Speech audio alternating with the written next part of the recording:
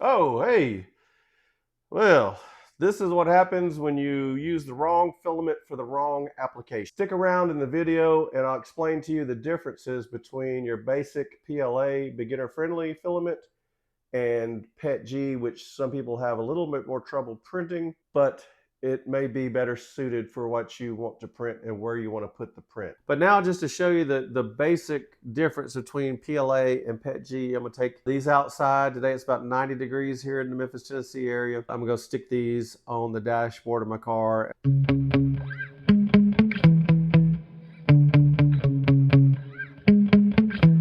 Yeah.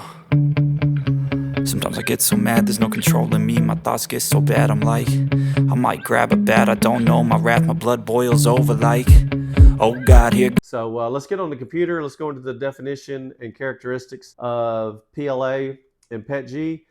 Okay, I've asked Gemini to give us a chart here of PLA and PETG. So let's start with PLA. It's polylactic acid. It's biodegradable. It's made from cornstarch or sugarcane. It's your default entry-level filament for 3D printing. You're going to see it everywhere. The strength is hard, rigid, and stiff. That's what she said.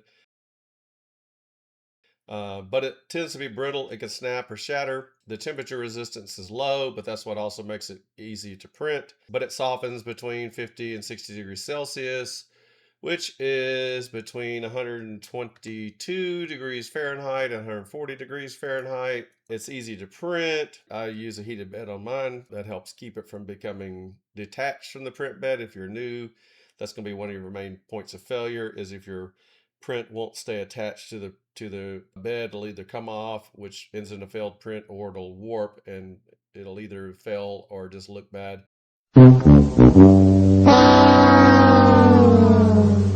And it has low chemical and UV resistance, so it also doesn't do well outside. It will fade. PETG is polyethylene terephthalate glycol-modified. Polyethylene terephthalate glycol.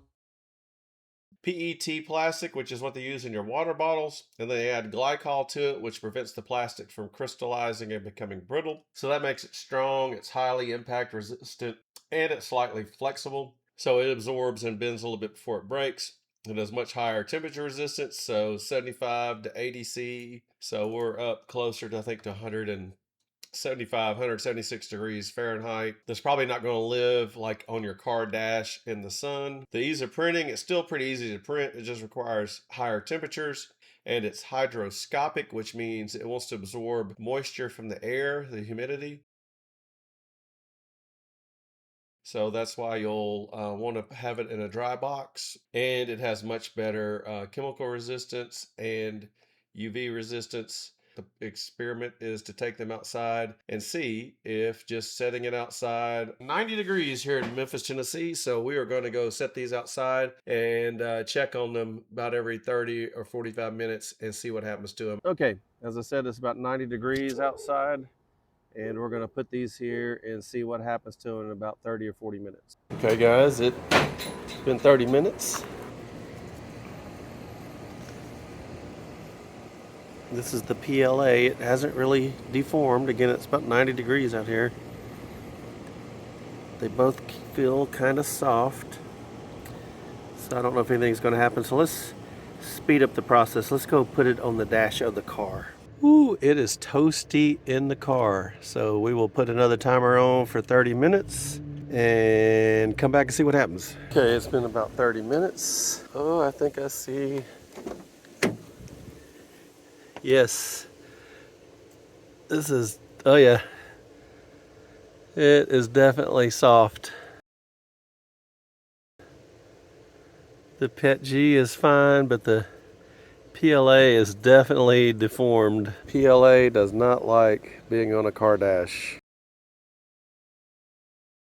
Conclusion: PLA, not great for something going in your car. Great for beginners. It's cheap, rapid prototypes, items that are going to be indoors, decorations, things in the kitchen. PETG, better suited for high temperature areas.